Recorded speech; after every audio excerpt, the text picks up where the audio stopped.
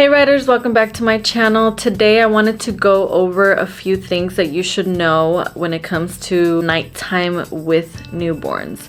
I have a newborn baby right now, and there are things that, this is my fourth kid by the way, so there's things that I know already that I didn't know before, or that I had forgotten because I have such a large gap between kids, that I feel like I should share with you because like this might be your first baby or maybe your second or third, and it's been a few years since you had your last kid, so you kind of feel like you're starting all over again. So here are some things that will help you with nighttime with your newborn. First thing is that I used to think that I had to change my newborn's diaper at night, like wake them up and change them, or like every time they woke up I had to change their diaper, and that is just not true. It's not the case.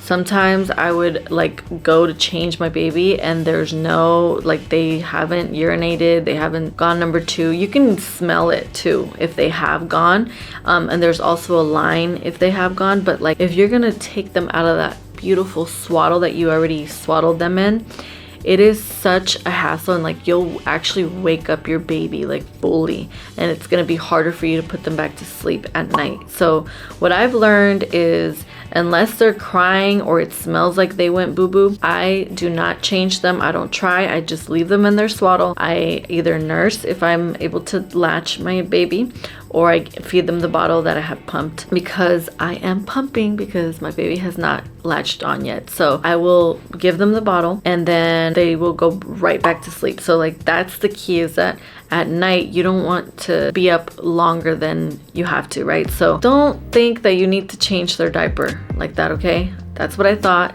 and it's not necessary. You're just gonna kill yourself. It's exhausting. The second thing that might be a little controversial, because doctors or nurses might say, no, that's not true, don't do that. But honestly, this is my fourth kid and it's been fine. You do not need to wake them up every 2 to 3 hours to feed them after the first 2 weeks. Like when they're first born, yes, like I was waking up my kid, I'm like, you need to eat, you know, after every 3 hours. But after a week and a half, I stopped doing that. I just let her tell me when she got hungry. And obviously if it was like 4 or 5 hours, I would wake her up. I'm like, okay, it's been 4 hours, 4.5 hours, like let me wake her up. But after the second week, I promise you, I just let her tell me when she's hungry. And it can be after 2 hours after she goes to sleep, or it can be after 5 hours after she goes to sleep. But I am gonna let her tell me when she's hungry. With my third kid, because there had been a gap since I had a kid, I was like waking her up every 3 hours, and it was exhausting and it was unnecessary, okay? Just because like nurses and doctors tell you to do that.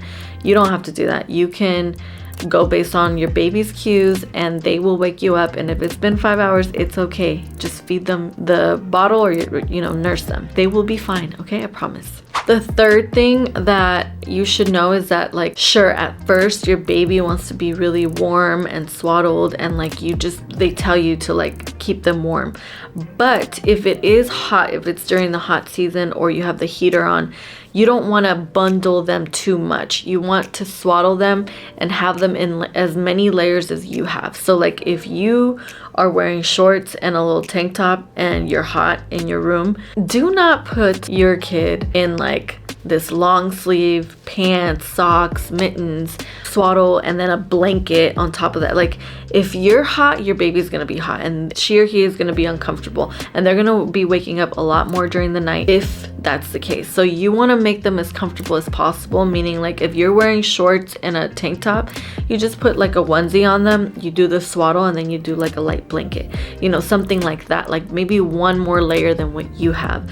But you don't want to over layer them, and you don't want to under layer them either. Like you don't want it to be freezing and then your baby only has like, you know, a short sleeve on and like a swaddle, and that's it. Like they're gonna wake up because they're cold. So you have to pay attention to the temperature in your house and what you're wearing and go based on that, if that makes sense. And always try to keep a little cap on them, because I feel like they sleep so much better when they're warmer and they have, you know, a little cap on them. their head is warm. So yeah. Another thing that will help at nighttime with your newborn is you turn on music. Now you can use the baby shusher, which I'll leave a link in the description down below. That is like, it really worked with my third child. My fourth one, she's like likes it and doesn't like it. She prefers music, meditation music. So like you figure out what your baby likes, but like have some type of sound, because when they were in your womb, it was loud in there. So you want to kind of replicate how the womb was so that they are comfortable and they'll just fall asleep, right? You just want sleep. You want those Z's. So put some music on, you know, get them nice and comfortable, swaddle them, make them feel like they're in like a cocoon, you know, in like your womb or whatnot, and that will help your nighttime go so much smoother. Also make sure you burp them throughout the night, like after you feed them, burp them so that they're not uncomfortable. They will wake up if you did not burp them and you just skip that whole part. Like it's really important for you to try to burp them. Obviously if you're exhausted, you don't want to be there for more than like 3 minutes trying to burp them. So if they don't burp after 3 to 5 minutes, put them in bed, but really try to make the whole scene comfortable for them and burp them. So the last thing is that you want to have a bassinet that rocks. Now there's really like expensive bassinet, but the one that I got for my last 2 kids, they were not that expensive and they were the kind that I could rock.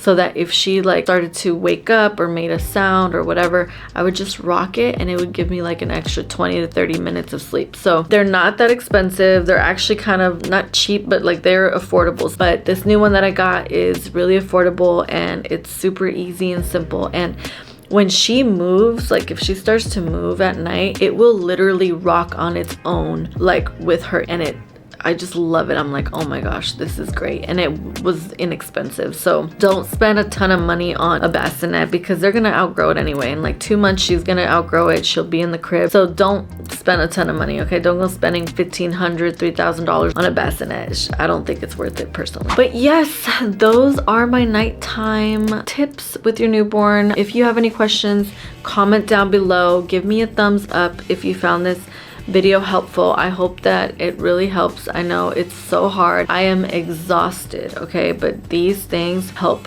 okay? They help a lot. And I'm tired, and I know you're tired, or you're gonna be tired if this is your first kid or second or third and you haven't had your baby. But if you're watching this because you're having trouble with your baby right now, good luck. Just try to get some rest while they nap. Gosh, that's such bull, I know. All right, I will see you guys in my next video. Besitos.